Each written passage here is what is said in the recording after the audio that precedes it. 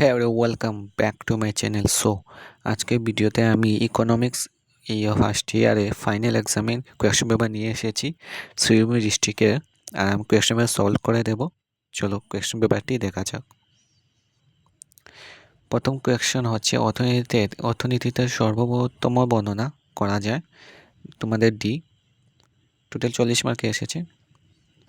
2তে হবে তোমাদের সি, আর 3তে ডি হবে।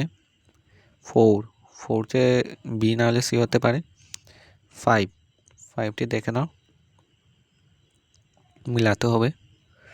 5এ তোমাদের এ, 6এ তোমাদের ডি, 7টি দেখিয়ে দিয়েছি। 7এ এ, 8এ তোমাদের এ, 9 বি, 10 সি, 11 তোমাদের সি, 12 বি, 13 সি, 14 এ,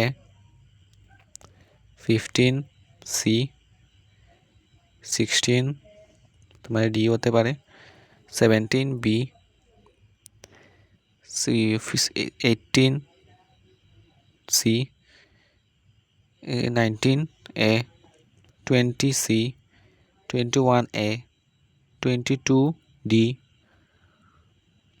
23 এ, 24 তোমাদের সি, 25 ডি, 26 দিচ্ছি সি, 27 ডি, 26 ডি, 29 বি হতে পারে, 30 বি, 31 বি, 32 এ, 33 এ, 34 বি হতে পারে, 35 এ, 36 এ, 37 ডি, 38 বি, 39 ডি, 40 তোমাদের এ হবে। ডেসক্রিপটিভ কোয়েশ্চনগুলো দেখে নাও। ব্যষ্টিক অর্থনীতি ও সামষ্টিক অর্থনীতির মধ্যে পার্থক্য লেখো। নাহলে ইতিবাচক অর্থনীতি, আদর্শমূলক অর্থনীতি, দুটি পার্থক্য।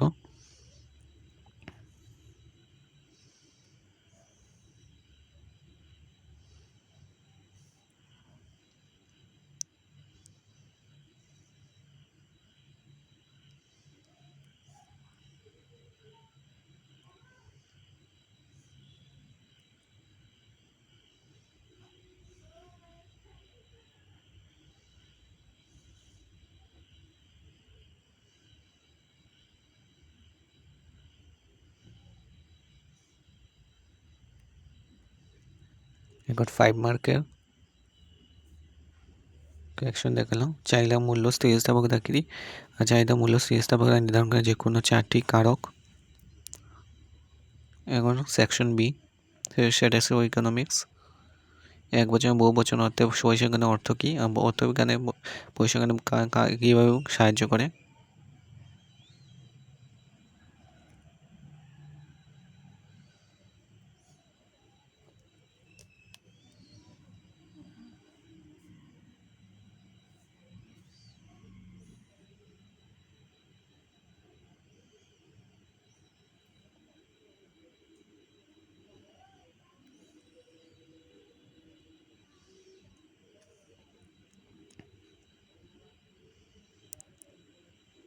ফাইভ মার্কের কোয়েশ্চেন এসেছে তোমাদের, এটি 5 মার্কের। আজকের জন্য এটুকু নিয়ে আসবো তোমাদের নিউ ভিডিও। বাই।